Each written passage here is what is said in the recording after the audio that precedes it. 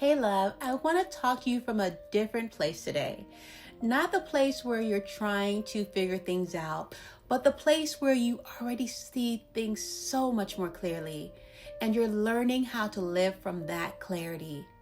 This conversation is for the woman who has stopped chasing, stopped explaining, reaching for what doesn't reach back. And now she's sitting in the quiet, trying to understand what this new season actually means. So let's talk. Let's understand why calm feels lonely before it feels powerful.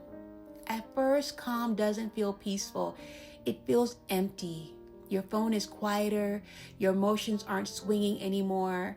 There's no tension to solve, no story to follow. And for a moment, it feels like something is missing. But what's missing isn't love, it's stimulation. When you've lived in emotional intensity for a long time, your body gets used to urgency, ups and downs, waiting, wondering. So when you finally detach, your system doesn't recognize calm as safety yet. It recognizes it as silence. That loneliness isn't a sign you made the wrong choice. It's the withdrawal, babe. It's the withdrawal period between chaos and power. Stay still long enough and calm stops feeling lonely. It starts feeling expensive. It does, right? And here's the difference between being desired, my love, and being chosen. Being desired feels flattering. Being chosen feels steady. Desire shows up in words and glances, late night texts. Choice shows up in consistency, protection, and follow through. A lot of women get stuck because they confuse attention for intention. But desire doesn't build anything. Choice does. A man can desire you and still not choose you, still not lead, still not protect your peace. When you understand this difference, you stop performing for desire and start watching for choice. And what's meant for you doesn't need convincing. So what changes when you stop explaining yourself? What happens? The moment you stop explaining your life, it gets quieter. You stop narrating your feelings, stop justifying your standards, stop trying to make someone understand why something hurts. And something interesting happens. People either rise or remove themselves. Explanation drains influence because the more you explain, the more you position yourself as needing permission. When you trust yourself enough to move without commentary, your actions speak. Silence becomes information and boundaries become visible, and clarity replaces conversation. You don't lose connection, you lose confusion. Why high value women move slower and not faster? Listen. Moving fast feels productive, it does. Moving slow feels controlled. High value women don't rush clarity. They let it reveal itself. They don't feel silence, they observe it. They don't chase momentum, they watch consistency. Moving slower isn't hesitation, it's discernment. And when you're no longer trying to secure something, you can afford to watch how people behave when they think you're not impressed. And that's where the truth shows up.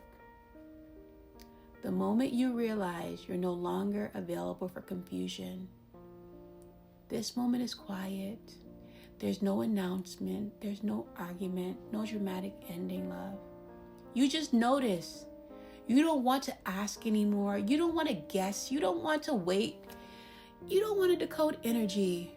Confusion stops feeling romantic and starts feeling disrespectful. And from that moment on, your tolerance shifts. It does. It has to. Not because you're bitter, because you're clear. You don't need answers. You need alignment. That's what you need.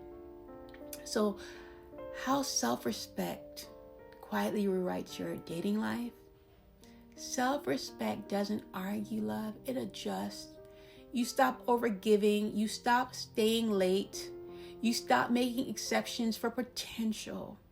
And suddenly your dating life changes without effort, not because you're doing something new, but because you stop doing what didn't honor you. People respond to the version of you that no longer negotiates herself. And the ones who can't meet that version remove themselves early. That's not loss, that's filtration, and you need that in your life for every situation. So why you don't need closure when you have clarity? Closure is what you seek when you still doubt yourself. Clarity is what happens when you trust what you saw. When someone showed you inconsistency, when effort disappeared, when confusion became a pattern, that was the answer. You don't need another conversation to confirm what your body already understood. Closure tries to soften reality. Clarity accepts it. And acceptance is what sets you free. This is what power after detachment looks like. It's not loud. It's not reactive. It's not rushed. It's quiet.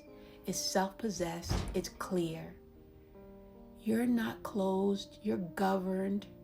And from this place, your life doesn't get smaller. It gets precise. That's what happens. This is Crown Conversations. As always, my love, stay crowned and stay blessed. Talk to you soon.